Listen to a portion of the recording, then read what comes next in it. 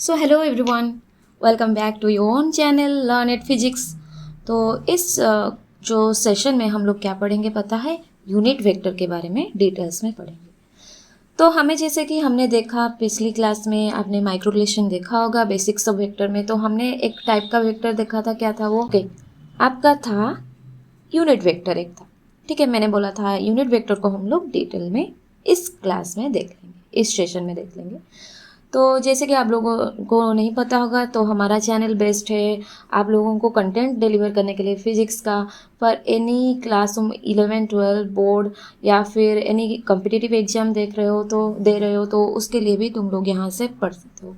Okay, first thing आप लोगों के लिए यूनिट वेक्टर अगर हम समझाएंगे तो yes, and one more thing, इन जो सेशंस में हम लोग आप लोगों को माइक्रो रिलेशंस देते हैं, ताकि कोई भी कंसेप्ट आप अगर चाहते हो देखना, उसी कंसेप्ट पे फोकस करके कुछ कम 5-10-20 मिनट्स के अंदर तुम लोग वो कंसेप्ट पढ़ सकते हो। ओके, सो नाउ देखना है हमें यूनिट वेक्टर क्या होता है। ओके, सो यूनिट वेक्टर क्या होता है? यूनिट जो वर्ड है, तुम लोगों को पता है यूनिट वर्ड मतलब क्या होता है?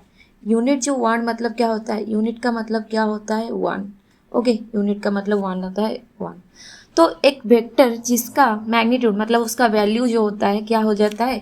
1 यूनिट हो जाता है, तभी हम उसको क्या बोल सकते हैं? यूनिट वेक्टर बोल सकते हैं। ओके, तो हमें पता चला क्या, ए कैप से हम उसको डिनोट करते हैं। अगर एक यूनिट वेक्टर है सपोज, तो उसको कैप से लिखते हैं। ए कैप, ए वेक्टर के लिए ए कैप हो जाएगा उसका यूनिट वेक्टर।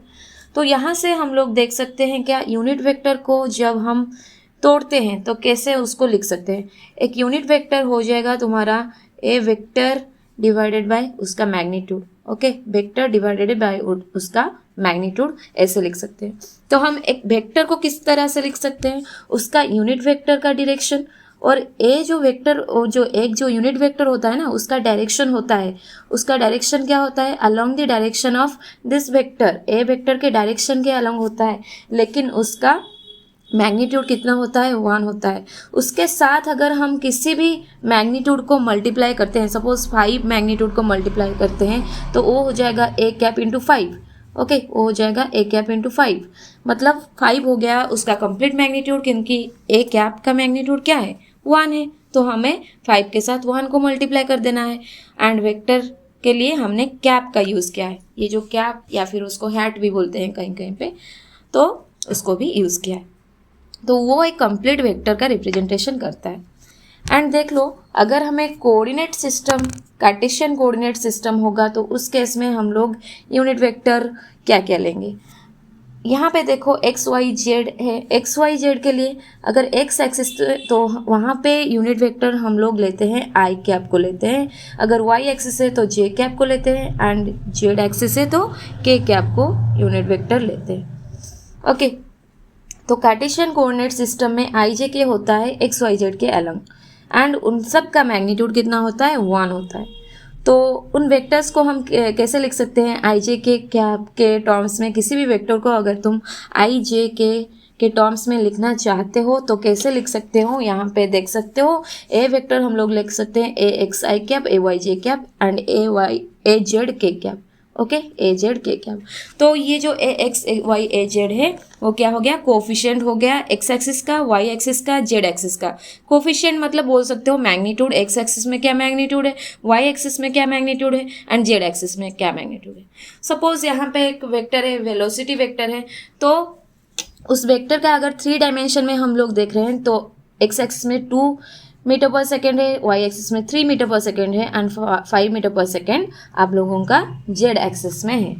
ओके, तो नेक्स्ट चलते हैं। एक अगर यहाँ पे हमारा ख़त्म हो गया यूनिट वेक्टर, तो हम लोग नेक्स्ट देखेंगे क्या, यहाँ पे क्वेश्चन करते हैं। क्वेश्चन को कैसे सॉल्व करते हैं उसको भी यहाँ पे देख लेंगे। ओके, तो क्वेश्चन में दिया हुआ है find the unit vector of this. तो यूनिट वेक्टर का फॉर्मूला क्या है पता है आप लोगों को? यूनिट वेक्टर क्या है? एक cap is equal to A vector by A vector का मैग्नीट्यूड। ओके, तो यहाँ पे तो वेक्टर का वैल्यू दे दिया है, उसका मैग्नीट्यूड निकाल देंगे तो ए कैप भी मिल जाएगा। तो चलो उसी को करते हैं। तो मैग्नीट्यूड कैसे निकालते हैं? जो भी कोएफिशिएंट है उसका स्क्वायर का रूट ओवर यहाँ से हमें मैग्नीट्यूड दे देगा। ठीक है, कोएफिशिएंट का स्क्वायर का रूट ओवर हमें मैग्नीट्यूड देगा, एंड उसको जो कैलकुलेट करने के बाद यहाँ पे हमें मिलता है √26, उसका वैल्यू मिल जाता है।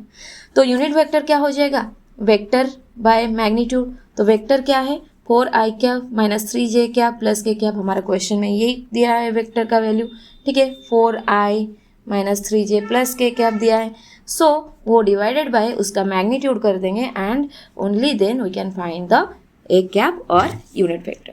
सो थैंक यू। ऐसे ही आप लोग सेशंस माइक्रोलेशंस देखने के लिए आप लोग इस चैनल को सब्सक्राइब कर सकते हो। Thank you everyone.